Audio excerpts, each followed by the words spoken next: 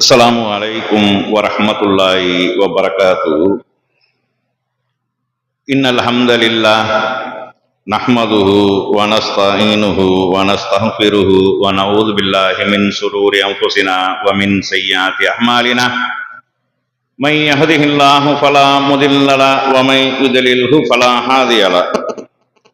أشهد أن لا إله إلا الله وحده لا شريك له وأشهد أن محمدا عبده ورسوله أما بعد. எல்லாம் வல்ல அல்லாஹ் சுப்ஹானஹு வ தஆலாவின் நல்லடியார்களே,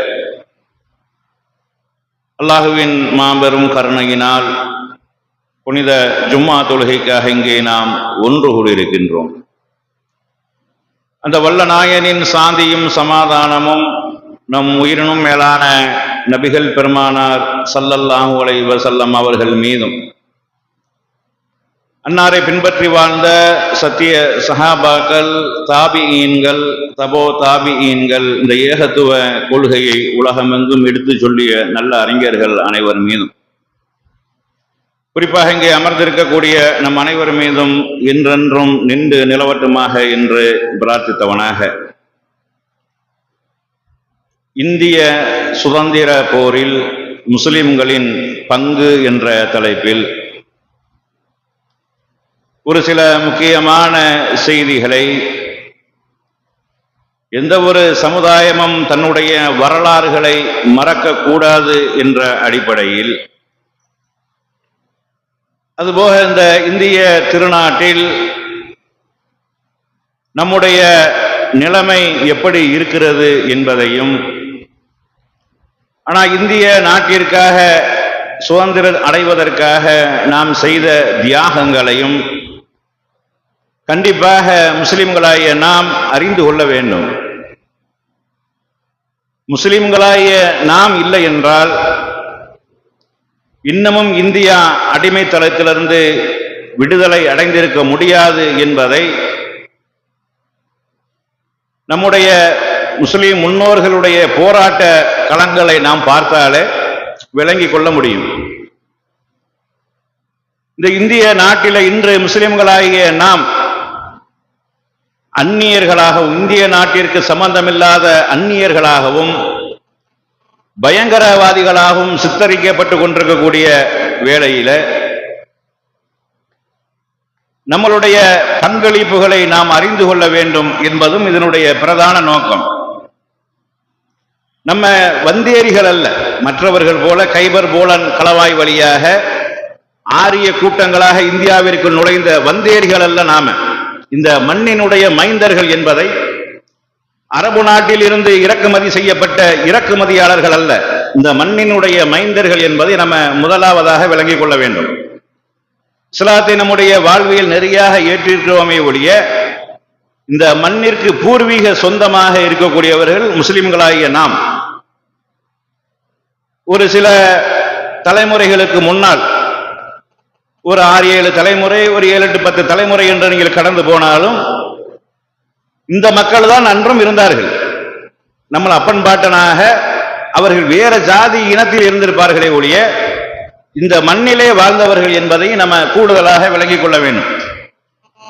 ஆனா அந்த பயங்கரவாதிகள் என்று சொல்கிறார்களா இல்லையா, ஆங்கிலேயர்களுக்குத்தான் நம்ம பயங்கரவாதிகளாக இருந்தோம், அவனுக்குத்தான் நம்ம தீவிரவாதிகளாக இருந்தோமே ஒழிய இந்த நாட்டிற்கோ இந்த நாட்டு மக்களுக்கோ நம்ம பயங்கரவாதியாக ஒருபோதும் இருந்ததில்லை என்பதையும் கூடுதலாக விளங்கிக் கொள்ளணும்.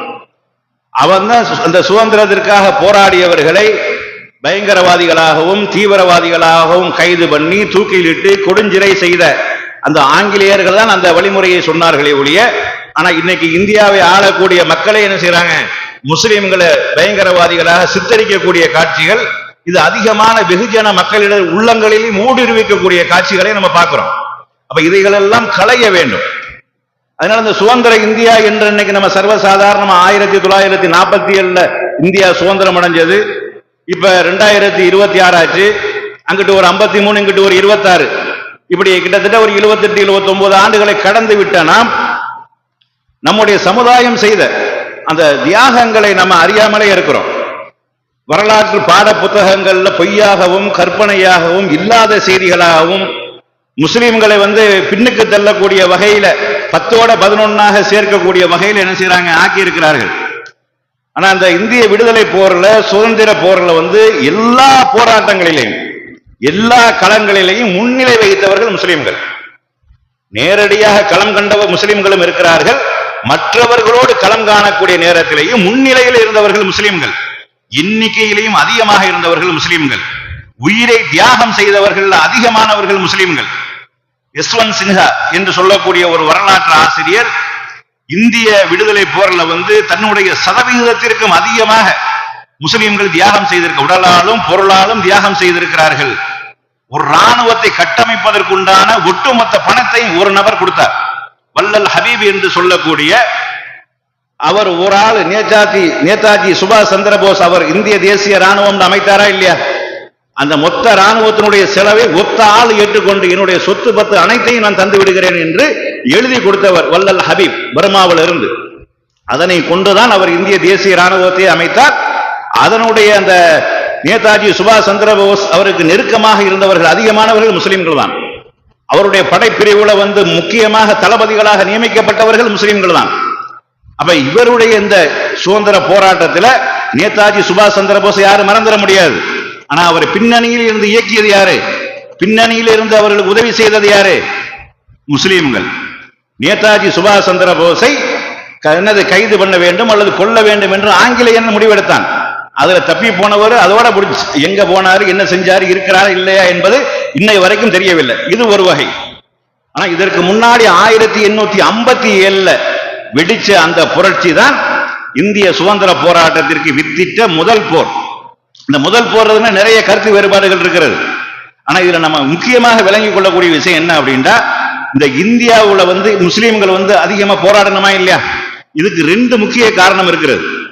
என்ன 2 முக்கிய காரணம் என்றால், இந்த வெள்ளையர்கள், இந்த போர்ச்சுகீசியர்கள், இந்த டச்சு கம்பெனிகள் என்று சொல்லி உள்ள வந்தாங்களா இல்லையா, ஆங்கிலேயர்கள், பிரிட்டிஷ்காரர்கள், இவர்கள் வருவதற்கு முன்னாடி இந்தியாவை ஆண்டு கொண்டிருந்தவர்கள் முஸ்லிம்கள். கிட்டத்தட்ட 800 ஆண்டுகள் சிறப்பான ஒரு ஆட்சி செய்தவர்கள் முஸ்லிம்களாக இருந்தார்களே ஒழிய இஸ்லாத்தை கடைபிடிக்கல என்பது தனி விஷயம். ஆனா மக்களுக்கு மத்தியில் நேர்மையாகவும் நீதியாகவும் நம்ம கையில் ஆட்சி இருக்கிறது என்பதற்காக எந்த மதத்தினரையும் அடக்குமுறை செய்யாமல் அத்துமீறாமல் சிறப்பான ஒரு ஆட்சியை செய்து கொண்டிருந்தார்கள். யாரு? முகலாயர்கள். அதனாலதான் 800 ஆண்டுகள் அவர்களால் ஆட்சி செய்ய முடிந்தது. நம்ம குறைந்தவர்களாக இருந்தும், எண்ணிக்கையில் குறைந்தவர்களாக முஸ்லிம்கள் இந்திய நாட்டில் இருந்தும், குறைந்தவர்கள் என்றால் சளைத்தவர்களாக இல்ல. இந்த சுதந்திர போராட்டம் விடுதலையாகதா இல்லையா? 1947 இந்த விடுதலையாகக்கூடிய நேரத்தில் எப்படி விடுதலையாகுது என்றால், பாகிஸ்தான் என்பது தனி நாடாக, இந்த பாகிஸ்தான் என்பது தனி நாடாக ஆகக்கூடிய நேரத்தில் கிழக்கு பாகிஸ்தான், மேற்கு பாகிஸ்தான் 2 பாகிஸ்தானாக பிரிகிறது. இந்த 2 எங்க பிரிகிறதுனா, இந்தியாவில் இருக்கக்கூடிய 2 பெரும் மாநிலங்கள் பிரிகிறது.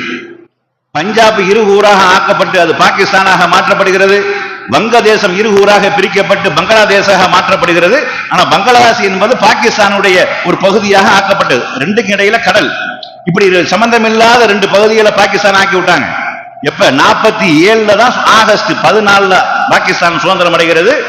15 இந்தியாவுக்கு சுதந்திரம் கிடைக்கிறது. நடு ராத்திரியில சுதந்திரத்தை எழுதி கொடுத்துட்டு போறாங்க. ஆனா இதுக்கு முன்னாடி இருந்தவர்கள் அனைவரும் இந்தியர்கள், இந்த நாட்டில் உள்ளவர்கள். பிரிவினை வருவதற்கு முன்னாடி, பிரிக்கப்படுவதற்கு முன்னாடி, இந்தியா சுதந்திரம் அடைவதற்கு முன்னாடி, பாகிஸ்தான் என்று சொல்றமே பஞ்சாப் அது இந்தியாவுடைய ஒரு பகுதி. இன்னைக்கு பங்களாதேஷ் என்று சொல்றமே வங்கம் அது இந்தியாவினுடைய ஒரு பகுதி. இவர்கள் அனைவரும் ஒட்டு மொத்தமாக சேர்ந்து போராடி பெற்றதனுடைய விளைவுதான் இந்தியாவுடைய சுதந்திரம். பிரிக்கும் போது வெள்ளைய 2ஆ பிரிச்சுட்டு போறான், அது சூழ்ச்சி. முஸ்லீம்களை என்ன செய்யணும், ஒட்டுமொத்தமாக இந்தியாவில் விட்டுட்டு சென்றோமே ஆனால் தனி பெரும்பான்மையாக முஸ்லீம்கள் இருப்பார்கள். இன்னைக்கு நீங்க கணக்கெடுங்களேன், இந்தியாவில் 25 கோடி முஸ்லீம்கள் நம்ம இப்ப இருக்கிறோம். பாகிஸ்தான்ல உள்ள முஸ்லீம்கள், பங்களாதேஷ்ல உள்ள முஸ்லீம்கள் எல்லாத்தையும் ஒண்ணு சேர்த்தில 40% அதிகமா நம்ம இருப்போம். அப்ப இந்தியாவில் நாம தீர்மானிக்கிறதா எல்லாம் என்பதை அவங்க அன்னைக்கே உணர்ந்தாங்க. இவங்களை ஒத்தாளா ஆக்கிட்டு போயிடக்கூடாது, இவங்க எல்லாத்தையும் சேர்த்து ஒரு இன்னைக்கு அகண்ட பாரதம் என்று பேசக்கூடிய இவர்கள், அந்த அகண்ட பாரதத்தில் எதெல்லாம் இருக்கிறது? பாகிஸ்தான் இந்தியாவில் இருக்கிறது, பங்களாதேஷ் இந்தியாவில் இருக்கிறது. அப்ப அகண்ட பாரதம் இன்னைக்கு பேசுகிறார்கள். ஆனா பாகிஸ்தான் என்பது இந்தியாவில் இருக்கிறத மறந்துட்டாங்க. அப்ப சுதந்திரம் அடையக்கூடிய நேரத்தில் தான் 2ஆக பிரிக்கப்படுகிறதை ஒழிய, சுதந்திரத்துக்கு முன்னாடி போராடியது அனைவரும். ஏன் போராடினார்கள் என்றால், 200 ஆண்டுகளாக இந்த நாட்டை நம்ம கட்டி ஆண்டோம். இன்னும் சொல்ல போனா பல நேரங்களில் வந்து இந்த முஸ்லிம் மன்னர்கள் என்று சொல்லக்கூடியவர்கள் இஸ்லாத்தினுடைய கொள்கை கோட்பாடுகள் எல்லாம் விட்டு சென்றார்கள். எல்லாம் சரிதான் என்ற அளவுக்கு போனார்கள். நமக்கெல்லாம் தெரியும், மன்னர் அக்பர் அவர் வந்து புது மதத்தையே உண்டாக்கினார். ராஜபுத்திரர்கள் என்று சொல்லக்கூடிய அவர்களை எல்லாம் ஒன்று இணைத்து தீனே இலாஹி என்று சொல்லக்கூடிய புது மார்க்கத்தை உண்டாக்கினார். எதற்காக? ஆட்சிக்கு எதிராக பங்கு வந்துடக்கூடாது, இந்த முஸ்லிம் கட்டமைப்பு உடைந்து விடக்கூடாது என்பதற்காக அப்படியெல்லாம் இணக்கமாக என்ன செஞ்சாங்க, அப்படிலாம் போனாங்க.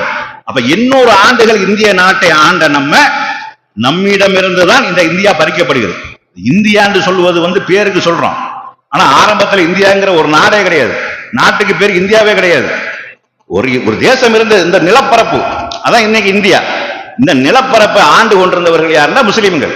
800 ஆண்டுகளாக முஸ்லிம்கள் ஆண்டு கொண்டிருந்த நம்மிடமிருந்துதான் இந்தியா பிரிக்கப்படுகிறது, கைப்பற்றப்படுகிறது. இது ஒரு காரணம். முஸ்லிம்கள் கடுமையாக இந்த ஆங்கிலேயர்களை எதிர்த்து போராடுவதற்கு ஒரு காரணம்.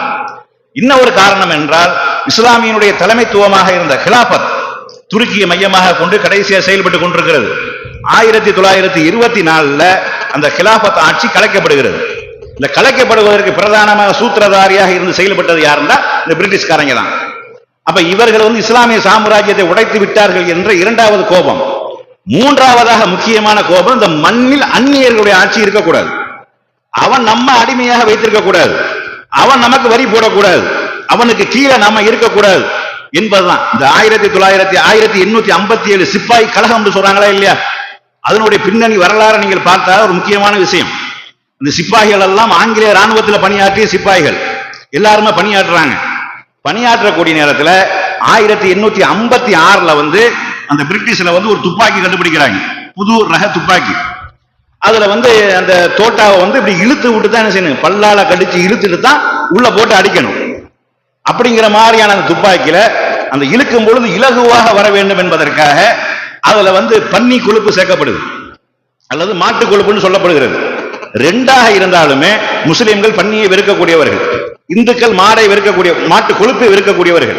முஸ்லிம்கள் பன்றி ஹராம், இந்துக்களை பொறுத்தளவுக்கு மாடை அவங்க ஒரு வழிபாடாக ஆக்கி வைத்திருந்தார்கள். அப்ப மாட்டு கொழுப்பு கலக்கப்பட்ட உடனே இதை எதிர்த்து தான் முதல் புரட்சி நடக்குது. அதுல கிட்டத்தட்ட 85 பேரை என்ன செய்யறாங்க, கொடுங்கோல்மையின் கீழே கைது செய்யப்பட்டு கொட்டடியில் சிறையில் அடைக்கப்படுகிறார்கள். இந்த 85 பேர்ல 49 பேர் முஸ்லிம்கள், 36 பேர் தான் இந்துக்கள். இதுலயும் 49 ஏறக்குறைய 50 பேர் யாரு, முஸ்லிம்கள். அப்ப இவங்களை வந்து சிறையில் அடிக்கப்பட்ட உடனே மற்ற சிப்பாய்கள் என்ன செய்யறாங்கன்னா வெகுண்டு எழுதுறாங்க. வெகுண்டு எழுந்து சிறைச்சாலைகள் உடைக்கப்பட்டு இவர்கள் மீட்டப்படுகிறார்கள். அந்த புரட்சி தான் முதல்ல ஏற்பட்ட புரட்சி, இந்திய சுதந்திர போராட்டத்தில் ஏற்பட்ட புரட்சி. இத புரட்சின்னு சொல்ல மாட்டாங்க, இது சுதந்திர போராட்டம்னு சொல்ல மாட்டாங்க. இது அவங்க என்ன பேர்ல கொண்டு வருவாங்க, கலகம்னு கொண்டு வருவாங்க. கலகம்னா என்ன, நல்லா இருக்க இடத்துல வந்து கலகம் பண்றதுக்கு பேர் தான் கலகம். ஆனா இவர்கள் வந்து ஆங்கிலேயர்களை எதிர்க்க வேண்டும் என்பதற்காக நம்முடைய மதத்திற்கு எதிராக இவன் செயல்படுகிறான், நம்ம நாட்டில் இருந்து கொண்டு நம்மை அடிமையாக்கி வைத்துக் கொண்டு நமக்கு எதிராக செயல்படுகிறான் என்ற அடிப்படையில அவர்கள் செய்த அந்த புரட்சி தான் என்னது, சிப்பாய் கலகம் என்ற பெயர்ல என்ன செய்யப்படுது, வரப்படுகிறது. அதே மாதிரி காந்தியினுடைய இந்த போராட்டம், அஹிம்சை போராட்டம் இருக்கா இல்லையா, இதற்கு 100 வருஷத்துக்கு முன்னாடியே சிராஜுதீன் தௌலா என்று சொல்லக்கூடிய மிகப்பெரிய ஒரு மாவீரன், அவன் களத்தில் நின்று போராடி மிகப்பெரிய வெற்றி வாகையை சூடிய அப்படியாப்பட்ட வரலாறுகள் இருக்கிறது. இந்த வரலாறுகளை நீங்கள் அறிந்து கொள்வதற்கு இலகுவாக இருக்க வேண்டும் என்றால் இந்தியா கேட் அப்படின்ற ஒரு இடம் இருக்கிறது. இந்தியா கேட்னா நம்ம ஆளுகளுக்கு தெரியுது, பாஸ்மதி அரிசி தான் தெரியும், பிரியாணி ஓட்டு திங்கிற அளவுக்கு தான் நம்ம இருக்கிறோம் இன்னைக்கு. இந்தியா கேட்டுங்கிறது டெல்லியில் இருக்கக்கூடிய ஒரு இடம். அதுல வந்து இந்திய சுதந்திர போராட்டத்தில் உயிர் நீர்த்தவர்கள் கிட்டத்தட்ட 69,000 பேர் அதுல குறிப்பிட்டு வச்சிருக்கிறாங்க. அதுல அதிகமானவர்கள் முஸ்லிம்கள், மிக மிக அதிகமானவர்கள் முஸ்லிம்கள். அப்ப இப்படியாக முஸ்லிம்களுடைய அந்த பங்களிப்பு அந்த நாட்டில் இருந்துச்சு. கப்பல் ஓட்டிய தமிழன் செக்கிழுத்தார்னு ஒரு கதை படிச்சிருப்பீங்க நீங்க. கப்பல்டா என்ன சும்மாவா வரும், மரம் தன்னால புலந்து தன்னால கப்பல் உண்டாகும். கப்பல் வாங்கணுமா இல்லையா, கடலின் மீது என்ன செய்யக்கூடாது, இந்தியர்கள் என்ன செய்யக்கூடாதுன்னா வணிகம் செய்யக்கூடாதுங்கிற ஒரு தடையை விதிக்கிறாங்க. தடையை விதிச்சா அதை மீறி கப்பல்ல போகணும். கப்பல்ல போனா கப்பல் வேணுமே, கப்பல் வாங்கணுமே. கப்பலை வாங்கி கொடுத்தது ஃபக்கீர் முகமது என்று சொல்லக்கூடிய ஒரு முஸ்லிம். அவர் தான் அந்த கமிட்டியினுடைய செக்ரட்டரியாகவும் இருந்தார். ஆனா அவருடைய வரலாறு யாருக்கும் தெரியாது. வாவு சிதம்பரம் பிள்ளைங்கிற வரலாறு தான் நமக்கு முன்னணியில் கொண்டு வரப்பட்டதே ஒழிய அதற்கு பின்னாடி இருந்து இயக்கிய அந்த அமைப்பினுடைய செயலாளராக செக்ரட்டரியாக இருந்த அந்த கப்பலை வாங்கி கொடுத்த ஃபக்கீர் முகமது ராவுத்தர் என்பவர் யாருக்கும் தெரியாது. அதே மாதிரி கேரளாவில் மாப்பிள்ளா என்று சொல்லக்கூடிய ஒரு இனம் முஸ்லிம்கள் தான். அவங்க அந்த மலபார் போன்ற பகுதிகளில் அதிகமாக இருப்பாங்க. அவங்க கடல் சார்ந்து இருக்கக்கூடிய நாட்டில் அவர்களுடைய வீரத்திற்கு நிகரான ஒரு வீரம், அவர்களுடைய போராட்டத்திற்கு நிகரான ஒரு போராட்டம் இந்த சுதந்திர வரலாறு கண்டது கிடையாது. அப்படியான ஒரு வீரதீரமான ஒரு போராட்டத்தை முன்னிறுத்தி இந்திய சுதந்திரத்திற்காக போராடியவர்கள். அது மாதிரி இன்னைக்கு ஜும்மா பயான்ல நம்ம சொல்லிக்கிட்டு இருக்கிறோமே, இந்த நாட்டில் அந்த நேரத்திலே 3 மதங்களும் இருந்தது, வழிபாட்டு தலங்களும் இருந்தது. ஆனா 2 வழிபாட்டு தலங்கள் போய் அவங்க வழிபாட முடிச்சுட்டு போயிட்டே இருப்பாங்க. முஸ்லிம்கள் மட்டும்தான் ஜும்மா மேடையை சுதந்திர போராட்டத்திற்காக பயன்படுத்தினார்கள், ஆங்கிலேயர்களுக்கு எதிராக பயன்படுத்தினார்கள். அவனோட போரிடுவது என்பது நமக்கு கடமை, ஜிஹாது என்று சொல்லி பிரகடனப்படுத்தினார்கள். இதை அறிந்த ஆங்கிலேயன் பல்வேறு உலமாக்களை கொன்று குவித்தான். வட மாநிலத்தில் இருக்கக்கூடிய கூன் மஸ்ஜித் என்று சொல்லக்கூடிய ஒரு பள்ளிவாசல், இன்றைக்கும் தொல்பொருள் துறையினுடைய கட்டுப்பாட்டின் கீழ் இருக்கக்கூடிய ஒரு பள்ளிவாசல். அந்த பள்ளிவாசல் என்ன நடக்குது அப்படின்னா, அங்கே தொழுது கொண்டிருந்த அத்தனை பேரும் சுட்டுக் கொல்லப்படுகிறார்கள். எப்படி இலங்கையில காத்தான்குடிங்கிற பகுதியில் விடுதலை புலிகளால் சுட்டுக் கொல்லப்பட்டதாக நம்ம செய்தி பார்க்கிறோமோ, அந்த பள்ளிவாசல் பாதுகாக்கப்பட்டதாக இன்னைக்கு நம்ம செய்தி பார்க்கிறோமோ, அது மாதிரி இந்தியாவுல சுதந்திர போராட்டத்திற்காக உரையாற்றி கொண்டு தொழுது கொண்டிருந்த மக்களை அங்கேயே சுட்டுக் கொன்றார்கள். அந்த மதில்கள் எல்லாம் இரத்த கரை படிந்த ஒரு பள்ளிவாசலாக இன்றும் காட்சி அளிக்கிறது. இன்றும் தொல்துறை இலக்காவால் அது பாதுகாக்கப்பட்டிருக்கிறது. அப்ப போராட்டம் என்னதை முழுவதுமாக தொடங்குகிறது, முழுவதுமாக. அதுக்காகவே என்ன செஞ்சா, வஹாபிய இயக்கம்ங்கிற முத்திரையும் குத்தினார்கள். இன்னைக்கு நம்மள வஹாபிங்கிறாங்களா இல்லையா, இது மாதிரி அன்னைக்கு வஹாபிய இயக்கம் என்று முத்திரை குத்தினார்கள்.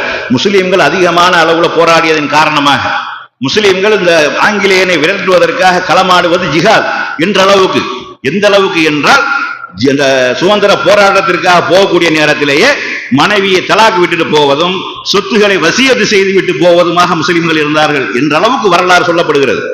போயிட்டு திரும்ப வர மாட்டோம், சகிதாகத்தான் போறோம் என்று சொல்லி அறிவித்து விட்டு சென்றவர்கள். ஆனா என்னது, ஆனா பல முஸ்லிம்கள் போராட்டத்தினுடைய பின்னணியில காவு வாங்கப்படுகிறார்கள்.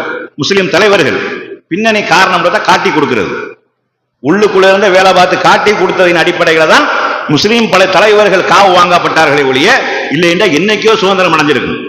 இந்தியா என்பது என்னைக்கோ சுதந்திரம் அடைஞ்சிருக்கு. வீரன் திப்பு சுல்தான், அவனுக்கு நிகரான ஒரு மா வீரனை எங்கேயாவது பார்க்க முடியுமா?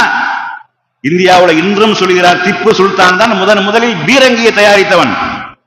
பீரங்கியை வச்சு அடிக்கக்கூடிய அளவுக்கு அவனுக்கு எதிராக, அவனுக்கு நிகராக நாம் இருக்க வேண்டும், அவனை விட மிஞ்சியவராக இருக்க வேண்டும் என்று சொல்லி மிகப்பெரிய ஒரு கோட்டை கொத்தளங்களை அமைத்து உள்ளே அவன் ஊடுருவாத வகையில மைசூர் கோட்டை என்ற ஒரு கோட்டை இருக்கிறது. அப்படி கோட்டை கொத்தளங்களை அமைத்து உள்ளே இருந்து கொண்டு வெள்ளையனை விரட்டி அடித்தவர்கள் ஹைதர் அலி, திப்பு சுல்தான் என்று சொல்லக்கூடிய வங்கத்து சிங்கங்கள். அவனுக்கு நிகராக யாரும் இல்லை. போராடி கொல்லப்பட வேண்டும் என்று உறுதியாக இருந்தார்கள். ஆடாக 200 ஆண்டுகள் வாழ்வதை விட சிங்கமாக ஒரு நாள் வாழ்வது சிறந்தது என்று கர்ஜித்து விட்டு களம் கண்ட அப்படியாப்பட்ட வீரர்கள் வாழ்ந்த நாடு இது. வீரர்கள் போராடிய மண் இது. சுதந்திரம் கிடைச்சது சும்மா சாதாரணமா கிடைச்சிட்டு போயிடல. இது முஸ்லிம்களுடைய உயிர் இந்த மண்ணில் கலந்திருக்கிறது. முஸ்லிம்களுடைய உடைமை இந்த மண்ணில் கலந்திருக்கிறது. முஸ்லிம்களுடைய பொருளாதாரம் இந்த மண்ணில் கலந்திருக்கிறது. நம்மை பார்த்துதான் சொல்லுகிறார்கள், அந்நியர்கள் இந்த நாட்டை விட்டு வெளியே போங்க, உங்களுக்கு இந்தியாவுக்கு சம்பந்தம் இல்லைன்னு. நம்ம கைபர் போலன் கணவாய் வழியாக வந்தவர்கள் அல்ல, வந்தேரிகள் அல்ல, இந்த மண்ணின் மைந்தர்கள் என்பதை நாம முதல்ல விளங்கணும். நம்மளுக்கு நிறைய வரலாறுகள் தெரியாது, நிறைய செய்திகள் தெரியாது. இந்த இந்திய சுதந்திரத்திற்காக பாடுபட்ட முஸ்லிம்களுடைய பின்னணிகள் தெரியாது. அந்த என்னது ஹிலாபத் ஆட்சி கவிழ்த்தப்பட்டவுடன் இந்த பிரிட்டிஷ்காரன் அந்த மண்ணில இருக்கக்கூடாது என்று சொல்லி முழு தீவிரமாக களம் கண்டவர்கள். ஒவ்வொரு ஜும்மா உரைகளிலும் அவர்களுக்கு எதிராக தாருல் ஹர்ப் என்று சொல்லக்கூடிய, இது போர்க்கள பூமி என்று சொல்லி அறிவித்து டிக்ளேர் செய்துவிட்டு யுத்தம் செய்தவர்கள். இவன் அந்த நாட்டில் இருக்கக்கூடாது என்று சொல்லி அப்படியாக அவனுடைய அனைத்து விஷயங்களுக்கும் எதிராக செயல்பட்டவர்கள். அதே மாதிரி மருத நாயகம், கான் சாஹிப், இதெல்லாம் நமக்கு தெரியும். எப்ப இந்த சீனி முகமது பாட்டு படித்ததுக்கு அப்புறம் நமக்கு தெரியும். அதே மாதிரி என்னது, கமலஹாசன் படம் மருத நாயகம் டைட்டில் போட்டதுக்கு அப்புறம் நமக்கு தெரியும். ஆனா அவனுடைய உண்மையான வரலாறு நமக்கு தெரியல. அவனை சாவடிக்க முடியல அவங்களால. எப்படி அவனுடைய ஆதரவாளராக இருந்து ஆங்கிலேயனுக்கு ஆதரவாக வேலை பார்த்து கொண்டது அவன். இந்திய சுதந்திரத்துக்காக அதற்காக களம் மாறி வெள்ளையர்களை, ஆங்கிலேயர்களை ஓட ஓட விரட்டியவன். இவனை விட்டோம்னா சரிப்பட்டு வராது என்பதற்கு அவன் அத்தனை கலைகளையும் கற்றறிந்தவன். யாரு? மருதநாயகம் கான் சாஹிப். மருதநாயகம் நம்ம மதுரையில தான் அடக்கம் செய்யப்பட்டிருக்காங்க. கான் சாஹிப் மருதநாயகம் என்று சொல்லக்கூடிய அவர் வேற ஒரு மதத்திலிருந்து இஸ்லாத்துக்கும் வர்றாரு. வந்து அவ்வளவு வீர தீரமாக போராடி வெள்ளையர்கள் கான் சாஹிப் என்ற பேரை கேட்டாலே ட்ரௌசர்ல ஒண்ணுக்கு போகக்கூடிய அளவுக்கு அவ்வளவு வீரமான அனைத்து கலைகளையும் கற்றறிந்த ஒரு மாபெரும் வீரனாக திகழ்ந்தவன். அவன் பல முறை தூக்குல போட்டு அவனால கொல்ல முடியல. அப்படியெல்லாம் நம்ம என்ன செய்யணும், வரலாற பாக்குறோம் நம்ம. அப்ப இப்படியாக முஸ்லீம்களுடைய தியாகம் என்பது நமக்கு என்னது, நம்ம இந்த மண்ணில் நம்மளோட ரத்தத்தோடு ரத்தமாக இந்த மண்ணோடு மண்ணாக கலந்து இருக்கிறது. ஆனா அந்த 1900 நெருக்கம் 47 நெருக்கம் இருக்கா இல்லையா, அப்ப கூட ஒரு என்ன செய்யுது, போராட்டம் நடக்குது. ஒன்னு ரெண்டு வகையான போராட்டம். நேதாஜி சுபாஷ் சந்திர போஸ் தலைமையில் நடந்த ஒன்னு ஆயுதம் ஏந்திய ஒரு போராட்டம், இன்னொன்னு காந்தியடிகளுடைய தலைமையில் நடந்த அஹிம்சை போராட்டம். அஹிம்சை போராட்டம் சும்மா கிடையாது. இன்னைக்கு மாதிரி போராடிட்டு அரெஸ்ட் பண்றதா இருந்தாலும் காலையில அரெஸ்ட் பண்ணி கொண்டு போய் மஹால்ல வச்சு சோறு வாங்கி தந்துட்டு சாயந்தரம் போயிட்டு வாங்கன்னு சொல்லக்கூடிய கைது கிடையாது. கைது பண்ணா கடுங்காவல், கடுங்காவல்னா கடும் சித்திரவதை. அப்படியான அஹிம்சை போராட்டமாக இருந்தாலும் அறவழி போராட்டமாக இருந்தாலும் கைது பண்ணினால் கடுங்காவல் தண்டனை என்ற அளவுக்கு இருந்த அந்த நேரத்திலையும் காந்திக்கு ஆதரவாக களம் கண்டவர்கள் முஸ்லிம்கள் யாரும் வரல. அவர் காந்தியை பார்த்துட்டு யாரும் வரல. அவருடைய ஆர்ப்பாட்டத்துக்கு உப்பு சத்தியாகிரகம், ஒத்துழையாமை இயக்கம் போன்ற இயக்கங்களை முன்னெடுத்தாரு. ஆனா இதுக்கு யாரும் களம் காணல. இது நெருக்கமாக, அதாவது சுதந்திரம் அடைவதற்கு நெருக்கமாக இருந்ததுனால இந்த வரலாறு தெள்ள தெளிவாக பதிவுபட்டிருக்கிறது. ஆனா அதெல்லாம் மற்ற வரலாறுகள்லாம் 100 வருஷம் 150 வருஷத்துக்கு முன்னாடி நடந்த விஷயங்கள். அப்ப அதனால அது வரலாற்றுல அவ்வளவு தெளிவாக மக்கள்கிட்ட சொல்ல மாட்டேங்கிறாங்க. இது நெருக்கமாக இருந்தனால காந்தியினுடைய அஹிம்சை போராட்டம், நேதாஜி சுபாஷ் சந்திர போஸனுடைய இந்திய தேசிய ராணுவம் என்கிற பேர்ல ஒரு ராணுவத்தை கட்டமைத்து ஆங்கிலேயனுக்கு எதிராக போராடியது இதெல்லாம் நெருக்கத்தில் உள்ளது. சுதந்திரம் அடைவதற்கு நெருக்கமாக இருந்தது. அப்ப இந்தியா என்ற ஒரு நாடு சுதந்திரம் அடைவதற்கு காந்தியினுடைய பங்களிப்பு முக்கியமானது. அஹிம்சை போராட்டம் சாதாரணமா கடந்து போயிட முடியாது. இன்னைக்கு போராடுறது மாதிரியாக அன்னைக்கு போராட முடியாது. இன்னைக்கு அந்த காந்தியினுடைய அஹிம்சை வழியில போராடிய போராட்ட வீரர்கள் அரசாங்கத்தினுடைய ஆவணமாக இருக்கிறது. இப்ப நம்ம பகுதியிலே ஏராளமான அந்த காந்தியினுடைய அந்த போராட்டங்களில் பங்கு பெற்றவர்கள் இருக்கிறாங்க. சுதந்திர போராட்ட தியாகிகள்ங்கிற பேர்ல இப்ப எல்லாம் மூத்தா போயிட்டாங்க, பெரும்பாலும் மூத்தா போயிட்டாங்க. இருந்தாங்க எங்க ஊர்கள்லாம் 2 பேர் இருந்தாங்க. இப்படி எல்லாம் நிறைய நம்ம பகுதிகளிலேயே ஏராளமானவர்கள் என்ன செஞ்சாங்க, காந்தியினுடைய அஹிம்சை போராட்டங்கள்ல பங்கு பெற்று அதெல்லாம் அது ஒரு வகை. இத்தனை பேரை கொன்று குவித்து அவனுக்கு காந்தியை கொல்ல முடியல பாருங்க. கொல்ல முடியல, கொல்ல முடியாம இல்ல. அவருடைய இந்த அஹிம்சை போராட்டம் என்ற மக்கள் சக்தி திரண்டு விடுவார்கள் அல்லது கேள்விகள் அதிகமாக கேட்கப்படும். சட்டையும் இல்லாம ஒண்ணும் இல்லாம ரோட்ல கைத்தறியோட இருக்கான், அந்த ஆளை போய் கொண்டு கேள்வி வந்துடும் என்று பயந்து காந்தியை ஒண்ணும் செய்யல. அப்ப அந்த மாதிரியான போராட்டங்கள், கள்ளுக்கடை மறியல், இது சாதாரண போராட்டமா? அதே மாதிரி உப்பு சத்தியாகிரகம், ஒத்துழைக்க மாட்டோம், வரி செலுத்த மாட்டோம். அதே மாதிரி காந்தி அறிவித்த அத்தனை திட்டங்களுக்கும் யாரும் ஆங்கில படிப்பு படிக்க கூடாது, எல்லாரும் கல்லூரிகளை விட்டு வெளியே வாருங்கள், யாரும் இவனுடைய அரசாங்கத்திற்கு கீழே வேலை பார்க்க கூடாது, ஒத்துழைக்காதீர்கள் என்று ஒத்துழையாமை இயக்கம், இது எல்லாத்திலையும் பங்கு பெற்றது முஸ்லீம். இன்னைக்கு நம்ம ஏன் கல்வியில பின்தங்கி இருக்கிறோம், நம்ம மக்கள் அரசு அதிகாரங்கள்ல முஸ்லீம்கள் யாரும் இல்லையே அப்படின்னு நம்ம நினைக்கிறோமே. இதுக்கு காரணம் தியாகம். இந்த நாட்டிற்காக, இந்திய நாடு சுதந்திரம் அடைய வேண்டும் என்பதற்காக ஆங்கில கல்வி படிப்பது ஹராம் என்று பத்துவா கொடுத்தார்கள். காயிதே மில்லத் போன்றவர்கள் படிக்க கூடாது என்றார்கள். அப்ப இப்படியாக ஆங்கிலம் படிப்பது ஹராம் என்று சொல்லி அவனுடைய உடை நடைகள் பாவனைகள் செய்வதே ஹராம். கிராப் வெட்டுவது ஹராம். முடி வெட்டுறதுல அட்டாக் போடுறோமா இல்லையா, போலீஸ் கட்டிங்கிறாங்க இன்னைக்கு, அந்த கட்டிங் வெட்டுறத ஹராம் பண்றாங்க. இப்படியெல்லாம் மக்கள் மத்தியில பிரச்சாரம் செய்ததனுடைய விளைவாக ஆங்கிலேயரை எதிர்க்க வேண்டும், இந்த நாட்டை விட்டு அவனை வெளியேற்ற வேண்டும் என்ற அது ஒரே வேட்கையின் காரணமாக ஆங்கில படிப்பை விட்டார்கள். இந்தியா ஆங்கிலேயனுடைய அந்த அரசுல ஏராளமான பதவிகள்ல இருந்தாங்க. எல்லாத்தையும் விட்டுட்டு முஸ்லீம்கள் தான் வெளியே வந்தாங்க, மற்ற யாரும் வெளியே வரல. காயிதே மில்லத்தினுடைய சககாலத்தில் இருந்த யாரும் அதை விட்டு வெளியே வரல. காயிதே மில்லத்து வெளியே வந்தார். காந்தியினுடைய பேச்சை கேட்டு காயிதே மில்லத்து வெளியே வந்தார். சம்சுல் உலமா என்று சொல்லக்கூடிய பட்டம் கொடுத்திருந்தாங்க. அந்த பட்டத்தை எல்லாம் தூக்கி எறிந்தார்கள், எங்களுக்கு தேவையில்லை என்றார்கள். அப்ப ஆங்கிலம் படிப்பது ஹராம், ஆங்கிலத்தில் நெருங்கக்கூடாது, ஆங்கிலேயருடைய ஆடைகள் அணியக்கூடாது. இன்னைக்கு நம்ம ஆளுக்கு பேண்டு போட்டா கேட்கிறானே, பேண்டு போடலாமா, அது ஹராம் இல்லையான்னு கேட்கிறானா இல்லையா? இதுக்கு என்ன காரணம் நினைக்கிறிய? ஆங்கிலேயன் போட்டிருக்கிறான் என்பதற்காகத்தான். அப்ப இப்படியாக நம்முடைய உள்ளத்தில் இன்று வரைக்கும் அது ஆழமாக பதிந்திருக்கக்கூடிய அளவுக்கு இந்த போராட்டம் நடந்ததனுடைய விளைவாகத்தான் இந்தியா என்பது சுதந்திரம் அடைந்தது. சாதாரணமா அடையல, அவன் சாதாரணமா கொடுத்துட்டு போகல. ஒவ்வொரு நாட்டிலையும் ஏற்பட்ட புரட்சியின் காரணமாக அவனால் தாக்கு பிடிக்க முடியவில்லை, அவனுடைய வீரர்கள் கொன்று குவிக்கப்படுகிறார்கள், அவனுக்கு நிலை பெற முடியவில்லை என்பதற்காகத்தான் ஏராளமான நாடுகளை கைப்பற்றி வைத்தான். பிரிட்டிஷ் அரசாங்கம் என்பது சூரியன் அஸ்தமிக்காத ஒரு நாடாக வச்சிருந்தான். அங்க சூரியன் உதிச்சு அங்க மறைகிற வரைக்கும் அவன் நாடுதான், அவனுடைய கண்ட்ரோலின் கீழே தான், அவனுடைய அதிகாரத்தின் கீழே தான் இருந்தது. அப்ப அத்தனையும் என்னது வென்றெடுக்கப்பட்டது. அதுல இந்தியா மிகப்பெரிய போராட்டத்தின் மூலமாக வென்றெடுக்கப்பட்டது. ஆயுத போராட்டத்தின் மூலமாகவும் அஹிம்சை போராட்டத்தின் மூலமாகவும் தான் இந்தியா சுதந்திரம் பெற்றது. ஆனால் அந்த சுதந்திரம் அடையக்கூடிய நேரத்தில் தான் முஸ்லிம்களுக்கு மிகப்பெரிய ஒரு துரோகம் இழைக்கிறார்கள். முஸ்லிம்களை என்ன செய்யக்கூடாது, அவர்களை ஒன்றாக ஆக்கக்கூடாது. இரண்டாவது, இந்த முஸ்லிம்களுடைய தியாகத்தை எல்லாம் மறைக்கும் விதமாகவே முஸ்லிம்களுக்கு விடுதலையாகக்கூடிய அந்த நேரத்திலேயே முஸ்லிம்களுக்கு என்ன செய்யறாங்க, பிரிவினைவாதிகள் என்ற பட்டத்தையும் கொடுக்கிறாங்க. பாகிஸ்தான் பிரச்சனையை முதல்ல எழுப்பியவர்கள் முஸ்லிம்கள் அல்ல, முஸ்லிம்களுக்கு இன்று தனி நாடு வேண்டும் என்ற கோரிக்கை வைத்தவர்களும் முஸ்லிம்கள் அல்ல, முஸ்லிம்கள் முன்வைக்கவே கிடையாது. இது எல்லாமே என்னது, இந்த RSS வகைராக்கள், இந்த அந்த அன்றைக்கு இந்து மகாசபை என்று சொல்லக்கூடிய அந்த இருந்த அவர்களுடைய குருநாதர்கள் தான் என்ன செஞ்சாங்க, இந்த கோஷத்தை முன்வைத்து நாடு பிரியும் போது ஒரு நாடா பிரியக்கூடாது, முஸ்லிம்களுக்கு என்று தனி நாடை உண்டாக்கி விட வேண்டும் என்று சொல்லி அப்படி தூண்டி விட்டதனுடைய விளைவாகத்தான் முகமது அலி ஜின்னா அதுக்கப்புறமாக கடைசியாக சொன்னார், அப்ப முஸ்லிம்களுக்கு தராத எங்களுக்கு தனியா தந்துருங்க அப்படின்னு ஆரம்பித்தவர்கள் அவர்கள் அல்ல. ஆனா அந்த நேரத்திலே இந்திய முஸ்லீம் லீக் என்ற ஒரு கட்சி இருக்கிறது.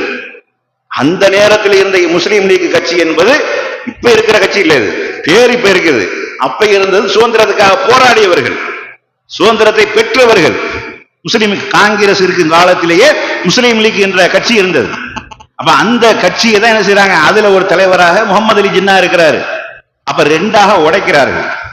உடைக்கிறாங்க, இங்க தமிழ்நாட்டில இருந்தெல்லாம் யாரும் போகல, ஆந்திராவில இருந்தெல்லாம் யாரும் போகல, இரண்டு கூறாக அறுக்கப்படுகிறது. பஞ்சாப் என்ற ஒரு மாநிலம் அது ரெண்டா பிரிக்கப்பட்டு அது பாகிஸ்தான், இது பஞ்சாப். அதே மாதிரி வங்கதேசம் ரெண்டாக பிரிக்கப்பட்டு இது பங்களாதேஷ், அது பாகிஸ்தான், கிழக்கு பாகிஸ்தானாக இருந்தது.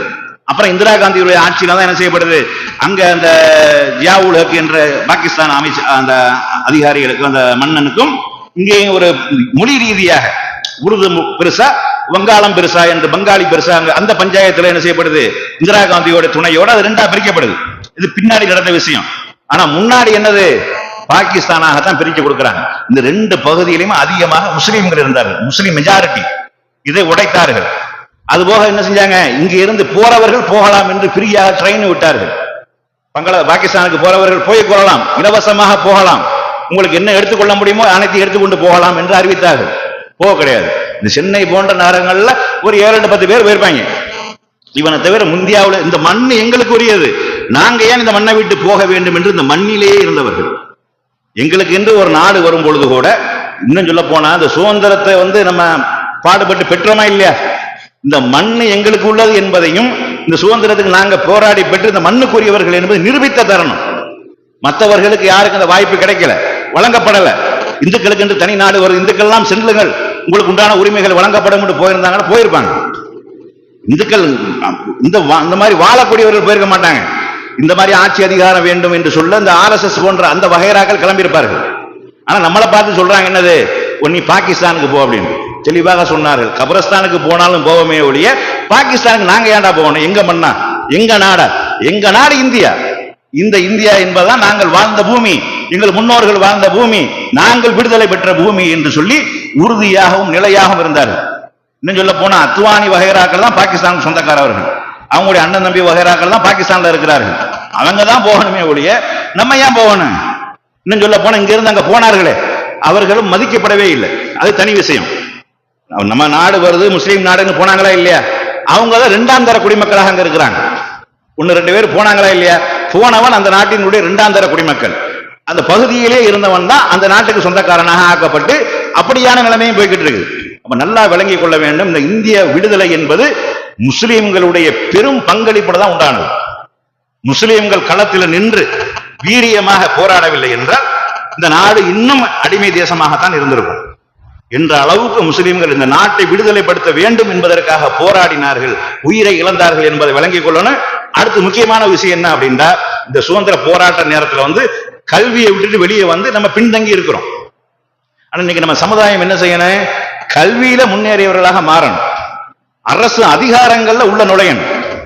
அப்பதான் நம்ம நம்மளை பாதுகாக்க முடியும், நமக்கு உண்டான உரிமைகளை பெற முடியும். இன்னைக்கு நம்ம இந்தியாவுல நாம 2ஆம் தர குடிமக்களாக தான் இருக்கிறோம். இந்த மண்ணின் மைந்தர்களாக இருந்தாலும், சுதந்திரத்திற்காக பாடுபட்டவர்களாக இருந்தாலும், இந்த மண்ணில் நம்ம 2ஆம் தர குடிமக்களாக தான் நடத்தப்படுகிறார்கள்.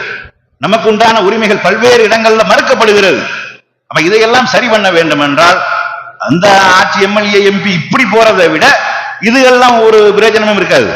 அதிகாரங்களுக்குள்ள போகணும், அரசு அதிகாரம், வக்கீல் லாயராக போகணும், போலீஸ் இன்ஸ்பெக்டர் ஐஏஎஸ் அதிகாரிகளாக ஆபீசர்களாக இப்படி உள்ள நுழைய வேண்டும். இப்படி படிச்சு நம்ம முன்னேறி உள்ள, ஏன்னா அவர்கள் எல்லாம் அப்படித்தான் வந்தார்கள். நம்ம எல்லாம் வெளியே வரக்கூடிய நேரத்தில் அவர்கள் உள்ள இருந்தார்களே, அவர்கள் அப்படி இருந்ததின் காரணமாகத்தான் அந்த பெரிய துறைகளை எல்லாம் கைப்பற்றினார்கள். இந்தியாவில் 3% கூட இல்லாத அவர்கள் தான் யாரு? இந்த பார்ப்பனர்கள் தான் இந்தியாவை ஆளக்கூடிய பிரதான சக்திகளாக இருக்கிறார்கள்.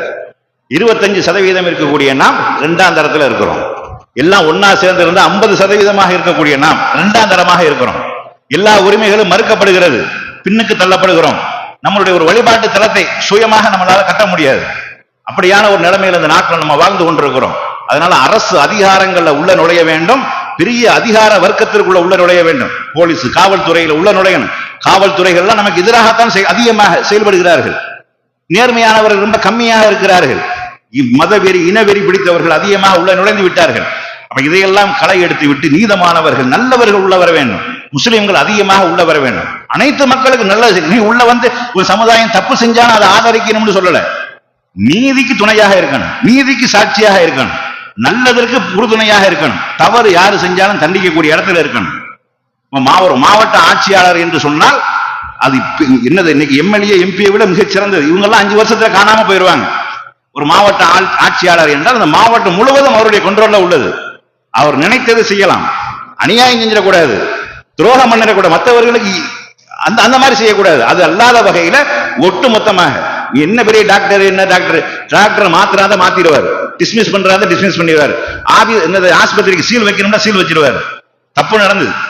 அப்படியாப்பட்ட மிக முக்கியமான பவர் ஐஏஎஸ் அதிகாரிகள், அதே மாதிரி ஐஎஃப்எஸ், இந்த மாதிரியான உயர்தர படிப்புகளை படிக்கணும். சும்மா ஆளுக்கு ஒரு டிகிரி இன்னைக்கு படிக்கிறாங்க, என்ன பிஎஸ்சி பிகாம் இப்படி என்னதை போயிடுறாங்க. எம்முல வர்றது கம்மி, மாஸ்டர் டிகிரி நம்ம சமுதாயம் கம்மியா இருக்கு. அது படிச்சா தானே. அதுக்கப்புறம் அந்த கிராமப்புற பஞ்சாயத்து அதுக்கெல்லாம் நம்ம கிளர்க்கா இருக்கிறோம், இதை நம்ம என்னது விஏஓவா இருக்கிறோம் நம்மளுக்கு. இந்த மாதிரி அரசு அதிகாரத்தில் நம்ம மக்களே கிடையாது. நம்மளுடைய சொத்துக்கள் எல்லாம் என்னது பறிக்கப்படுகிறது, நம்முடைய சொத்துக்கள் எல்லாம் வீணாக்கப்படுகிறது, நம்ம சொத்துக்கள் எல்லாம் என்ன புறம்போக்கில் சேர்க்கப்படுகிறது. இப்படி எல்லாம் போய் கொண்டிருக்கிறது. அப்ப எல்லா துறைகளிலும் நம்ம என்ன செய்யணும்? உள்ள வரணும், படித்து முன்னுக்கு வரணும், அதிகார வர்க்கத்தில் உள்ள வரணும். உள்ள வந்தோமையானால் நம்ம பெற்ற சுதந்திரத்தின் அடிப்படையில நாம் அந்த நாட்டில் சுபிட்சமாக வாழலாம். பெற்ற சுதந்திரம், அதுக்கப்புறம் நம்மளை ரொம்ப புறக்கணித்தார்கள். இந்திய சுதந்திரம் அடைஞ்சதுக்கு அப்புறம் முஸ்லிம்கள் கருவறுக்கப்பட்டார்கள். காந்தியை அவர்கள் கொலை செய்து விட்டு பழியட்டிக்கு நம்ம மேல போட்டாங்க. காந்தியை கொண்டாங்க, நாதுராம் கோட்சே என்று திட்ட தெளிவாக தெரிந்ததுக்கு அப்புறமும் முஸ்லிம் இஸ்மாயில் தான் கொலை செய்தார் என்று கையில பச்சையை குத்திக்கிட்டு என்ன செய்ய படம் காட்டினாங்க. அத உலக மக்கள் மத்தியில் அனைவருக்கு ரேடியோ வழியில செய்தியை கொண்டு போனாங்க. பல்வேறு இடங்கள்ல கலவரம், கொல்லப்பட்டவர்கள் முஸ்லிம்கள். அது மாதிரி நம்முடைய பாபர் மசூதி இழக்கப்பட்டிருக்கிறோம். இப்படி எத்தனையோ உரிமைகள் பறிக்கப்பட்டிருக்கிறது. அதுக்கப்புறம் பிரிவினைவாதிகள் நாட்டை 2ஆ பிரிச்சுட்டாங்க. பாகிஸ்தானை பிரிச்சு நம்ம மாதிரி நாட்டை பிரிச்சுட்டாங்க. பிரிவினைவாதிகள் பயங்கரவாதிகள் என்று முத்திர குத்தப்பட்டு பேசுறதுக்கு வாய்ப்பூட்டு போட்டப்படுகிறது. பேச முடியாது. அந்த நேரங்கள்ல அந்த சுதந்திரத்துக்கு முன்னாடி வீர தீரமாக போராடியவர்கள் சுதந்திரம் பெற்றதுக்கு அப்புறம் பேச முடியல, பேச மாட்டம் விட்டார்கள், பேச மறுத்து விட்டார்கள். யாரா பயங்கரவாதி, யாரா நாட்டை பிரிச்சது என்று சொல்லி பேச முன்வராதனுடைய விளைவு கிட்டத்தட்ட 70-80 வருஷமா பின்னுக்கு தள்ளப்பட்டிருக்கிறோம். இதுல இருந்து விடுபட வேண்டும். அதிகாரத்திற்கு உள்ள நுழைந்தால்தான் நம்ம சுபிட்சமாக வாழ முடியும், நம்ம சமுதாயம் சுபிட்சமாக வாழ முடியும். நம்ம இந்த மண்ணின் மைந்தர்கள் என்பதை உணர்வுபூர்வமாக உளப்பூர்வமாக உணர்ந்து இந்த நாட்டிற்காக நம்ம என்ன செய்யணும்? தியாகம் செய்ய வேண்டும். இன்னொரு சுதந்திர போராட்டத்தை அடைவதற்கு, இன்னொரு எதிரி நாடு இந்தியாவை கைப்பற்றுவதற்கு வந்தால் அதற்கு முஸ்லிம்களாகிய நான் களத்தில் நிற்போம், நாங்கள் தான் முன்னணியில் நிற்போம் என்ற உறுதியோடு இருக்க வேண்டும் என்று கூறி என்னுடைய இந்த உரையை நிறைவு செய்கின்றேன். வாஹிர் தவானா அனில் அல்ஹம்துலில்லாஹி ரப்பில் ஆலமீன்.